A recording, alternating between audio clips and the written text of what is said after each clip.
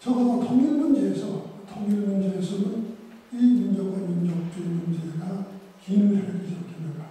왜냐하면 가령 우리가 이 문제가 민족과 민족주의만 정확한 시각들이 서지 않는다면 결국 남북은 탄민족으로 단민족이 아닐 수밖에 없지 않습니까?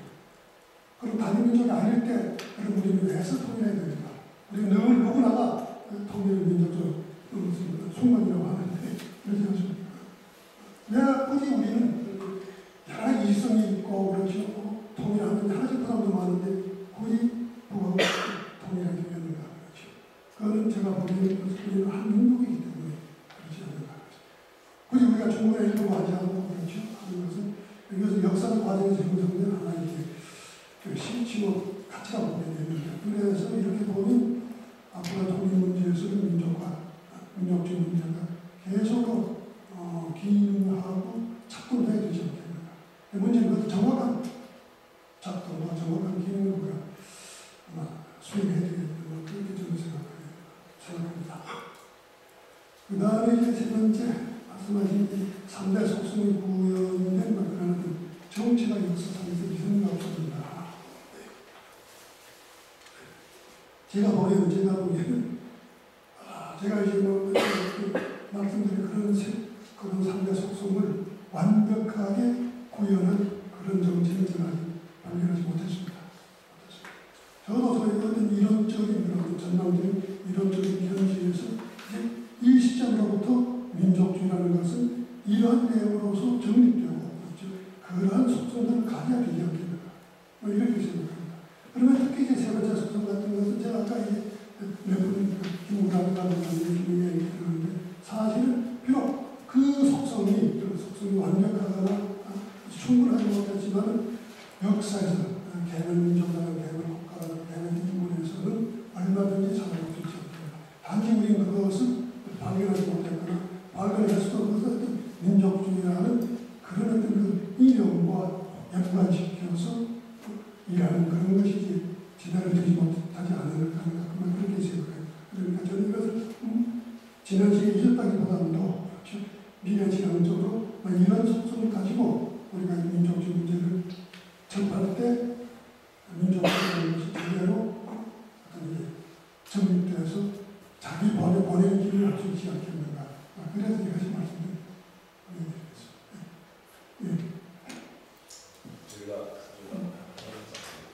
그 남북한의 통일 문제 관련해서 민족과 민족주의를 얘기를 하면은 사실 민족과 계급 관계 관련 좀 얘기를 해야 된다고 하는데, 근데 이제 북쪽에서는 소위 민족주의는 어떻게 보면 말씀대로 굉장히 원초적인 민족주의를 하는 거거든요. 막스 레니니즘에서는 상당히 일편돼 있는 것이고, 근데 남쪽에서는 아까 말씀하시기에는 민족주의와 국제주의가 공존 가능하시다지만 또 지금 이 젊은 사람들한테 이루어지는 국제주의는 어떻게 보면은 탈민족주의까지 하는데 탈민족적인 이 국제주의거든요. 이게 저는 사실은 정 선생님이 말씀에서 상당히 동의하는 부분이 많은 게 저는 아날로그 세대이기 때문에 민족을 아주 좋아하거든요. 디지털 세대 젊은 분들은 민족 싫어한다고요. 탈경기고 경제가 무너지고 시공간이 압축되는데 민족이 뭐가 필요하느냐. 근데 저는 역시 그 민족이 중요하다고 공감하고 있다면서 중요성을 일깨울 수 있는 것 같은데, 근데 이제 그 의문이 있다고 한다면은 과연 민족주의와 국제주의가 공존하느냐, 그럼 민족과 계급이 결국 이 어떤 진보적인 사상과 또 타협가능하느냐 하는 문제.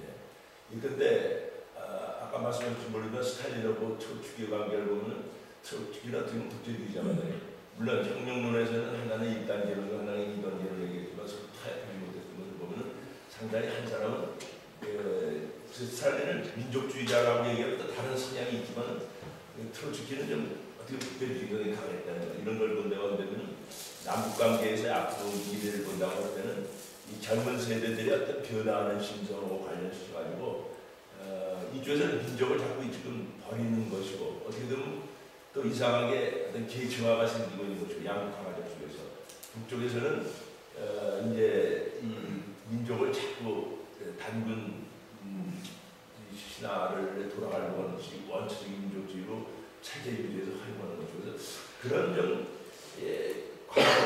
바로 들어가는 것과 이 칼균 내려가는 것 사이에서 어떤 제3의 어떤 절충안을 좀 찾는 것이 필요하지 않을까 하는 생각을 하는데 정성대 쪽적으로 의견을 드리겠습니다. 생각 말씀을 생각합니다. 제3 아직 지금 모색한 바는 없는데 아마 그런 방향은 아닌 것 같습니다. 시대가 변하니까 원초를 자꾸 고집할 수는 없고 그렇기 때문에 시대가 변한다고 해서 원초를 전혀 무시할 수는 없고 여기 우리 갈등인데요. 갈등인데 그래서 제가 이게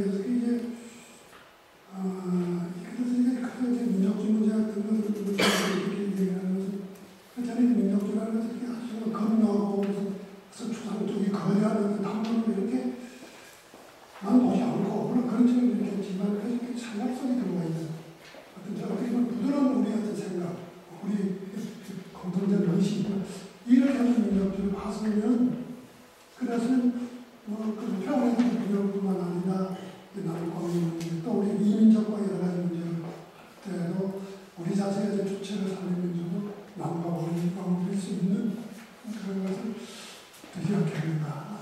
그런 데서 나는 제3의 모습을 찾을 수 있지 않겠나. 제가 지금 적극적인 생각입니다. 앞으로도 이용해 보겠습니다. 저도 질문이 아니라 오늘 좀 어려운 주제고 민족주의 3대 속성 말씀하시면서 세 번째 민족 발전지향 속성을 반드시 강의적으로 가져야 된다 말씀드리면서 제가 민족주의에 대한 약간의 좀 패였던 생각을 가졌구나 생각을 좀 들었는데 최근에 제가 어디 토론회 가가지고 다문화사에 대한 의식조사하면서 한국에 결과를 보면서 작년 조사에 의하면 우리 국민들 서베이 조사지만요 제가 그 수치를 보고 들었는데 40%가 우리는 다민민족국가 아니다. 예, 그렇게 답했답니다. 근데 또 다른 조사에 보면은 아주 또 그 편견을 가진 내가 내 이웃집에 외국인이 이주도자가 살면 좋겠다. 이런 거에 대해서는 또 되게 내겠더라고요. 그러니까 어떻게 보면 되게 이중적인 태도를 이미 가지고 있는데 그래서 어떻게 보면은 삶 리얼리티는 이미 외국인 100만이 시대고 다문화적으로 국제적으로 많은 사람이 있는데 그런 다양한 민족이 이미 있는데 그거에 대해서는 벌써 이제 인정을 하는 거죠. 그러면서 우리는 다민민족국가 아니다. 그렇지만 어쨌든 태도는 좀 그거에 대해서 좀 아까 선생님 말씀하신 것처럼 개방과 수용과 통합과 이런 건 아직까지 멀고 있기 때문에 사람들이 민족주의를 좀 편협되고 좀 부실해지는 그런 생각을 하고 있는데 저도 이제 그런 관점에서 민족주의는 여러 가지 면에서도 어떻게 보면 장애물적으로도 다문화사에서는 장애물이 아닌가 이런 생각도 가졌는데 선생님 오늘 속성에서 말씀을 하셨기 때문에 저는 그거는 좀 아니고 그렇지만 이런 현실에 대해서 선생님의 관점에서 이런 다문화사회를 어떻게 우리가 잘 나아가야 되는지 이런 현실을 봤을 때 그런 생각이 좀 들었습니다. 우리가 좀 다문화사회 다문화주의 또 이제 문화다원주의 등등 여러 가지가 있습니다. 여러분 잘 아시겠지만 이 다문화주의라는 것은 지금은 일국의 범위에서 많이 말해주고 있습니다. 물론 가장 어렵던 해결하는 카나다죠. 카나다가 이미 이제 다문화주의를 해결했고 그 다음에 요즘 영국이라든가 오스트레일리아하고 미국에서도 다문화주의 사실 지금은 이른바 샐러드라는 요즘 다문화주의 이루어지 넘어가는 그런 추세가 있습니다. 그렇지만 국제적으로 아직까지 다문화주의라는 이런 어떤 학술 용어뿐만 아니라 그 내용들이 정립되지 않은 것 같습니다. 2년 전에 유엔 유네스코 상초로 이런 분이 와서 국제경제를 연설했습니다. 그래서 하시면서 그분이 한 다음에 질문을 했는데 그분은 지금 국제 유네스코가 다문화주의라는 말을 멀티컬처리즘을 말 안 쓰고 문화의 다양성이라는 표현을 써요. 문화의 다양성. 그래서 문화의 다양성이라는 각각의 문화가 다양한 이런 개념에서도 여러 가지 지금 국제적인 인간과 질문도 많고 한데 이렇게 쓰면서 이 문제가 제가 얼마 전에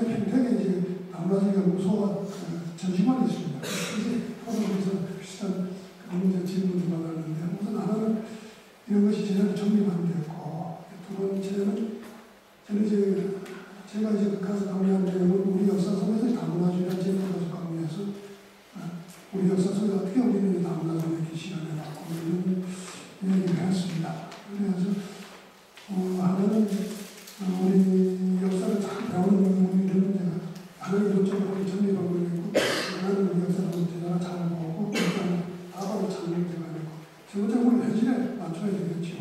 현실적으로 상당히 많은 문제가 있는데 제가 말씀드린 아까 이전에서는 하다시피 우리는 아직까지 이전에 구태야 그런 민족이라는 민족의 개념이 사로잡혀서 그것을 풀지 못하다 보니까 그렇죠.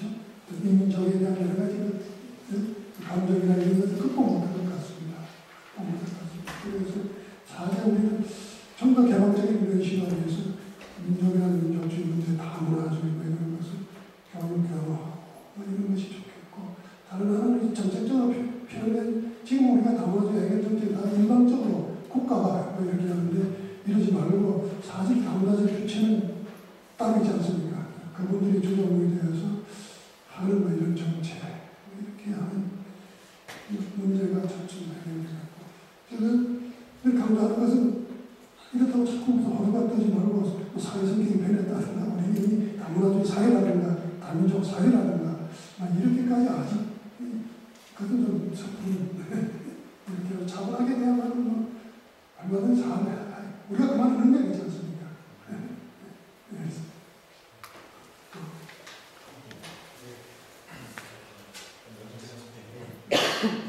언론문학과의 이준웅이라고 합니다.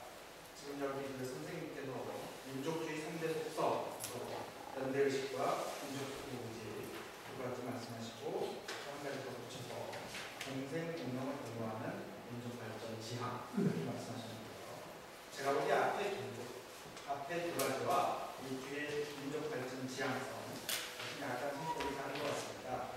말하자면 연대의식과 민족주의 의식은 모든 민족에 대해서 고찰되는 일종의 어떤 민족으로서 존중하기 위한 경험적인 내용, 공통의 경험 이런 것과 관계가 있다면 초자는 상당히 목적론적이고 이념 지향적이고 이랬으면 좋겠다라는 그런 어떤 내용을 담고 있는 것 같아요.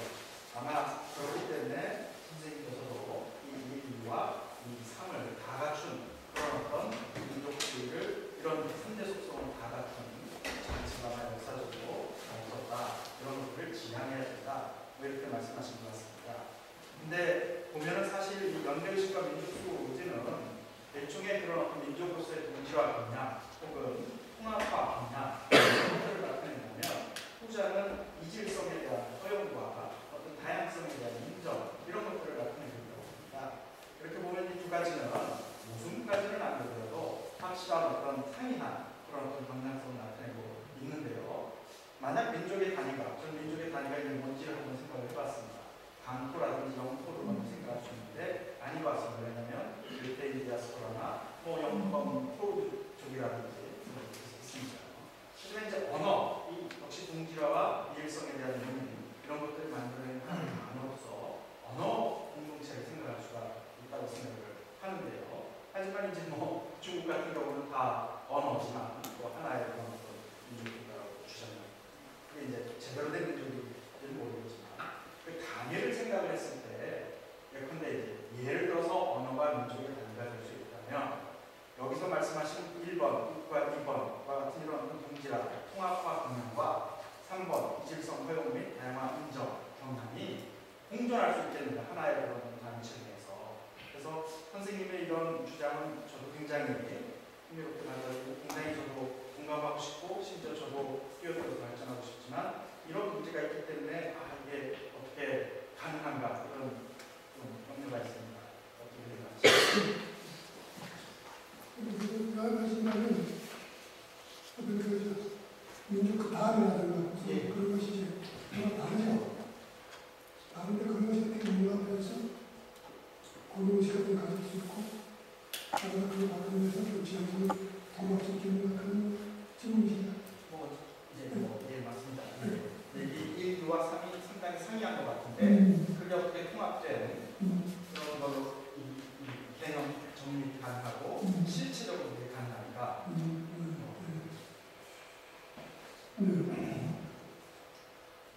근데 여기서 지금 제가 지금 말씀드리는 것은 한 민족을 단다는 거죠. 한 민족. 그냥 한민족, 한민족. 한민족은 한민족 간의 어떤 그 민족주의를 아니면 우리 내에 내재하는 그 민족주의를 지금 이렇게 제가 지금 말씀해서 3대 속성을 말씀드린 거예요. 이렇게 볼 때, 이제 그 공동의식이라는 것을 하는 것은 아무래도 그 민족 구성하는 좀 객관적인 그 몇 가지 요소들이 공유했죠.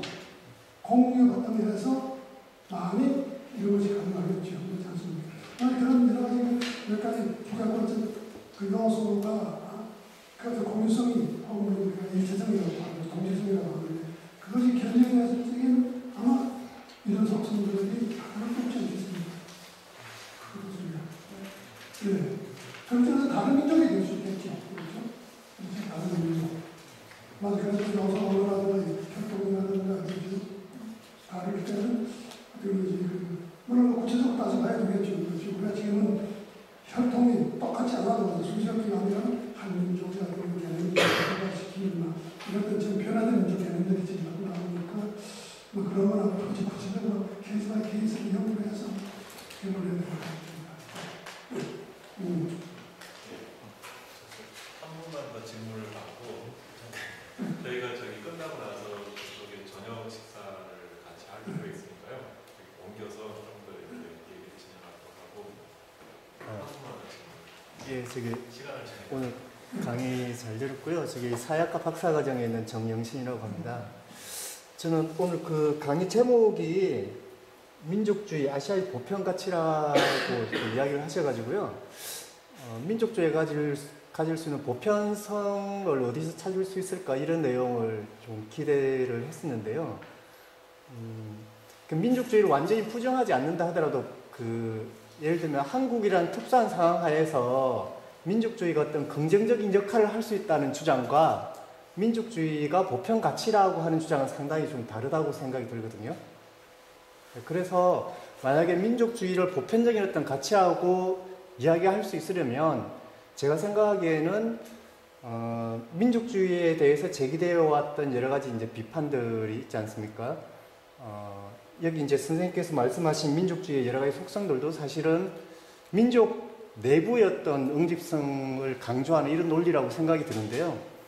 그렇다고 했을 때 그 내부의 어떤 차이나 이런 것들을 무시하지 않고, 그러니까 배제하지 않고 억압하지 않을 수 있는 그런 논리들을 내적으로 가질 수 있느냐. 선생님께서 말씀하셨던 뭐 연대의식이나 이런 것들을 통해서, 그러니까 일관되게 민족주의라는 그 논리로 그런 것들에 대해서 비판할 수 있느냐, 이런 그 문제가 하나 있을 것 같고요. 또 하나는 아시다시피 그 제국주의 시대에는 사실 이제 민족해방운동이나 이런 것들이 이제 가질 수 있던 역사적인 보편성이 있었고, 그것은 이제 유엔이나 이런 것들을 통해서 어느 정도 제도화가 되었다고 생각이 드는데요.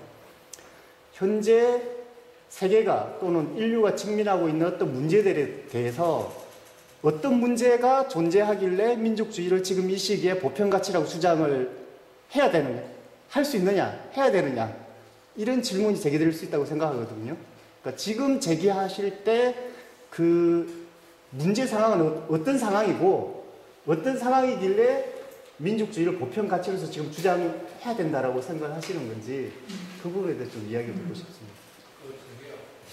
지금 질문 있다고 하시니까 묶어서 좀 그만하시고 제가 어떤 이건 질문은 아니고 여기 나오는 이제 인상인데요. 이 제목이 민족주의 아시아의 보편가치라고 상당히 나한테 기대한 이야기 내용에 대해서 약간 좀 저런가 콘센서스에서 드리는 그런 견해인데요. 저 질문은 제가 보기에는 양쪽다 있는데 아마 이 아시아의 어떤 한 나라의 무슨 민족주의를 차원을 넘는 보편적인 가치로서 이미 아시아의 민족주의가 있는가 그런 말씀 하시려는가 그런 생각을 해봤습니다. 그런데 이제 보통 오늘 지금 하시는 말씀은 아시아 중에서 좀 한국을 분양을 하시고 또 한국의 어떤 민족주의를 가지고 이제 말씀하신 것 같은데 아시아 그러려면 이제 아마 제가 혹시 가능한다면은 아시아의 민족주의 안에는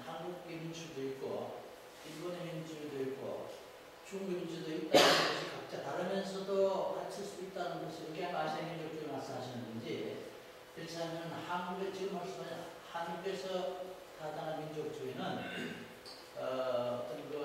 그야말로 한국만이 가진 어떤 실체성이 있고 또 그 실체성뿐만 아니라 그것이 가진 여러 가지 이제 무슨 가치적인 여러 가지 측면이라든지 또는 무슨 민족의 어떤 단계를 발전을 위한 어떤 지향성이라는 그런 가치 이런 것들이 있어가지고 그렇게 있다 그러면 그것이 다른 나라의 민족주의하고는 과연 이것이 어떻게 조화할 수 있는가, 발전할 수 있는가, 그냥 이렇게 개방적이라는 말씀 가지고는 현재 우리가 가지고 있는 그 민족주의가 일본과의 관계에서, 중국과의 관계에서 과연 보편 타산하면서도 동시에 가장 합리적이고 정당한 민족주의 시스템을 가지는 것인지, 더 나아가서는 지금 정 선생님 말씀하시기를 아까 책방 과정에서 나는 민족주의자다 이렇게 이제 말씀하셨다고 하는데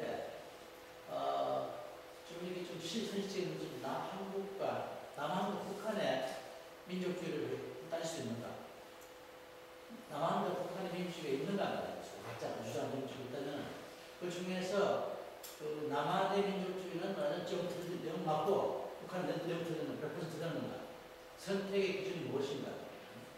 이게 어떤 의미에서 선생님이 말씀하시는 나는 민족주의자인데 나는 말하자면 이게 이편이나 저편이다 할 수 있는 게 그게 보편 타당하면서도 실제성이 있으면서도 가치적으로 말하자면 선택을 해서 정당화할 수 있는 것인지 그런 것에 대해서 좀 이렇게 좀 말씀해 주시면 첫째 제 의문은 뭐냐면 아시아의 지금 한국을 중심으로 하는 민족주의라는 게 세계화로 국제화로 부르짖는 그런 어떤 시대에서도 과연 보편 타당하다 하는 걸 좀 이해할 수가 있겠고 또 그건 아니라 한국 민족주의 말씀하신다면 지금 선생님이 말씀하시는 민족주의라는 게 앞으로 한국이 총연해가지고 그야말로 우리가 하나의 통일된 한국에서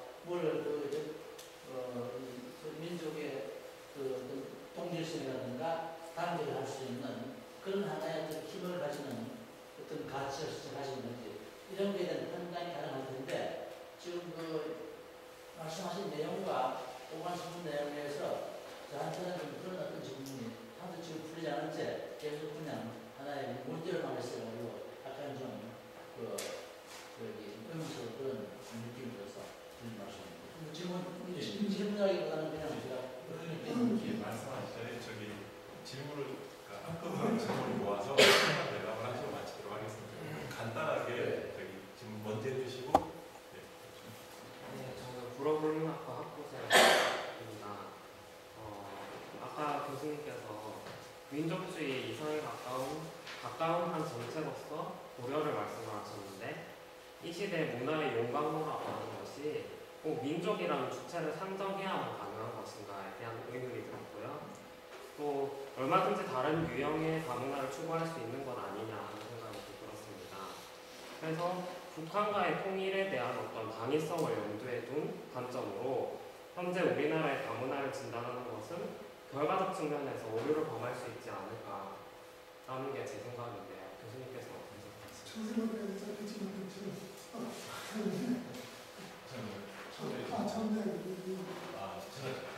민족주의가 아까 말씀하신 고려를 민족주의의 가장 현 시점에서 민족주의가 다문화 문화의 문화로 민족주의가 체계적인 단위인가 민족의 체계적인 단위인가 다른 질문. 그렇죠. 민족을 그 주체로서 상정할 수 있는 것입니다. 사회학과 학부생 장원석입니다. 아까 아시아 연대 소장님께서 말씀하신 것 중에 아날로그 세대에 비해서 디지털 세대들이 이제 민족주의나 이제 민족에 대한 감정이 조금씩 약하다고 말씀하셨는데 거기에 대해서 제 입장 말씀드리면 이제 제가 외국 살면서 느꼈던 그런 한국인에 대한 어떤 느낌이나 그렇게 여행을 했을 때 만났을 때 그런 느낌이 이제 아날로그 세대가 만났을 때 느꼈을 감정에 대해서 저는 전혀 떨어지거나 이제 작다고 생각하지 않고 현재 봤을 때 이제 박지성 선수나 이제 김연아 선수의 경기를 사람들이 평일 밤중에도 불구하고 이제 그렇게 챙겨서 보는 걸 봤을 때 저는 디지털 세대가 그렇게 민족주의나 그런 민족 감정이 약해지고 있다고 생각하지 않거든요. 그냥 거기에 대해서는 그냥 약간 이제 항변을 드리고 싶은 거고 이제 또 제가 여쭈고 싶은 말씀은 제가 좀 그동안 평소 생각했던 건데 이제 민족이라는 것도 하나의 기준이지 않습니까? 이제 현재 영토 국가 내에서 이제 그 사람들이 정부를 형성하고 그 정부의 권력을 가지고 사람을 통치하기 때문에 이제 그런 민족이나 국가주의 이런 개념이 생기기 마련인데 어찌 보면 이제 일례로 그 민족이나 국가에 대한 개념이 좀 더 커질 수 있다고 생각하는 게 그냥 극한 예를 들었을 때 우리가 만약 이제 화성 탐사나 뭐 이렇게 우주 탐사에서 이제 어떻게 보면 새로운 생명체가 발견되었을 때 그런 기준이 이제 지구인 아니면 그런 인간이라는 개념 하에서 더 커질 수 있는지 아니면 그런 외계 생물체에 대한 발견 없이도 이제 그런 개념이 좀 더 폭넓게 커져서 이제 그런 국가라는 경계가 허물어지고 민족이라는 경계가 허물어질 수 있는 가능성이 앞으로 있을 것 같아 보이는지 이제 교수님의 고견을 듣고 싶습니다. 질문을 다 봐봐야 소리를 강연을 한번 더 하셔야 될 것 같아요. 좀, 예, 한 5분 정도 해서 해주시죠. 교수님 말씀은 이런 답변을 해주셨습니다. 지금 우리가 지금 받아들이고 제가 오늘 주제 처음 하는 말씀에 주제를 이렇게 아시아적인 것을 이제 얘기하자 뭔가 주제였는데 이제 아시아적인 보편 가치 여러 가지 가치가 있는데 아시아적인 도서관 가치가 있는데 그 가운데서 그래서 기재적인 중요한 것들을 접근을 하고 그것을 뭐겠는가 찾다가 이제 민족주의라는 것이 찾아봤습니다. 그러면서 이제 아시아의 백만 여러 가지 주의는 제가 아까 무슨 이제 다라스피라든가 아시아 일치론이라든가 대아시아주의나 뭐 이런 것이 자기 각국에 나타나는 사실 민족주의 경향인데 그건 앞으로 연구소에서 구체적으로 하는 답이 나올 것 같고 그래서 교수님들이 코멘트 제가 이제 잠깐 이렇게 생각해 보겠습니다. 다음에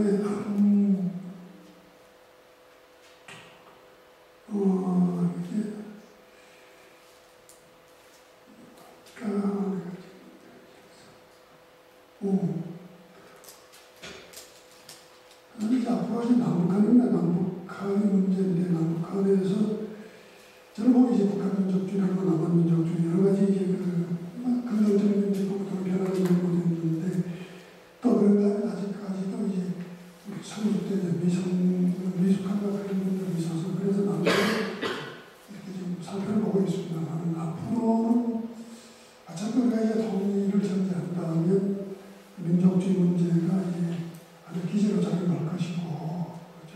그것을 잘 활용해서 우리 정책 여러 가지 개정이 이슈도 있겠지만 이데올로기나 이념적 측면에서는 민족주의를 좀 잘 활용하도록 하는 유연한 국면도 전개하는데 유익하지 않겠냐면 그런 식으로 말씀드리겠습니다. 그 다음에 이제 아까 이제